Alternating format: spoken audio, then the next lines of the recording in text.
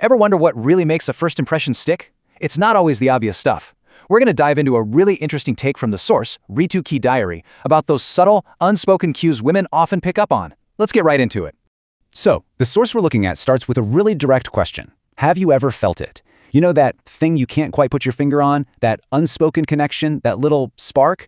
That's what we're going to unpack here. That feeling that makes someone totally memorable. Okay, so where does this all begin? Well, according to our source, the very first filter is appearance. Makes sense, right? It's the first thing we see, that instant visual snapshot we get before anyone even says a word. And our source actually breaks this down into 4 specific physical cues. We're talking height, physique, hairstyle, and face. But here's the thing. The way it explains each one, well, it's probably not what you're thinking. All right, let's kick things off with height. Now, the source makes a really specific point here. It's not about being super tall or anything. It's more about being perceived as, well, average height. And the suggestion is that this kind of holds true for a lot of women, regardless of their own height. Next up, physique. And there's a really key distinction made here. We're not talking about a bodybuilder with, muscles bulging everywhere. The source emphasizes what it calls a normal body. Basically, a body where clothes just fit well. A shirt or pants look good, they're not just kind of hanging in there. Okay, let's talk hairstyle. The advice from our source is pretty clear here. Don't just chase whatever the latest trend is. What's way more impactful is finding a haircut that's actually tailored to you, one that works with the shape of your face. It's really about authenticity over just following the crowd. And rounding out the physical cues, we have the face. And listen, the focus here isn't on having perfect model features, not at all. It's 100% about maintenance. A clean, hygienic look is what matters. So whether you've got a well-groomed beard or you're clean-shaven, the key thing is just looking clear and cared for. It's really not about what you've got, but what you do with it. But look, all that physical stuff, that's just the gateway. Our source makes it super clear that what really defines a person, what leaves that lasting impression, isn't just their appearance.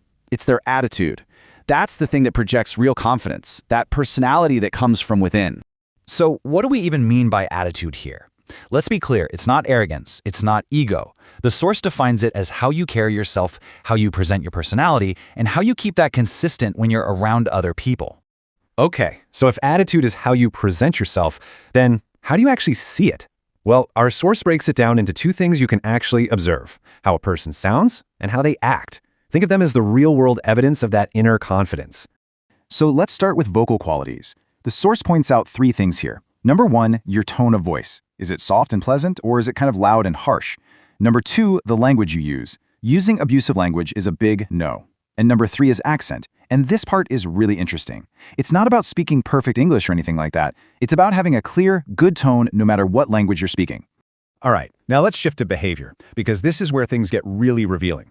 The source poses a few questions to think about, and the first one is simple, but it's so powerful.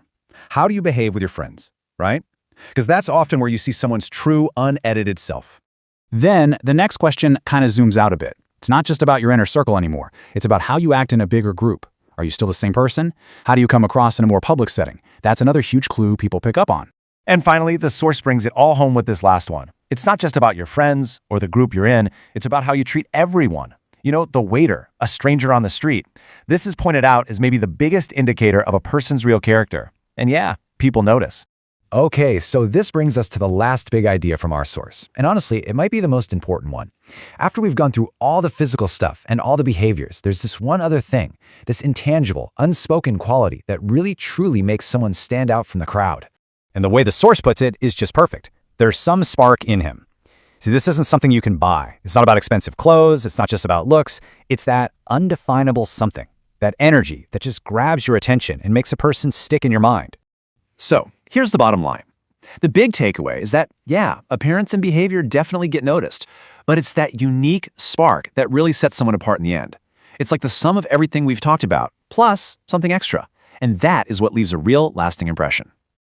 And that really just leaves us with one final thought to chew on. When you strip away all the external stuff, all the things people can see, what's your spark? What's that one quality that really defines you and makes you stand out? Something to think about. Thanks for tuning in.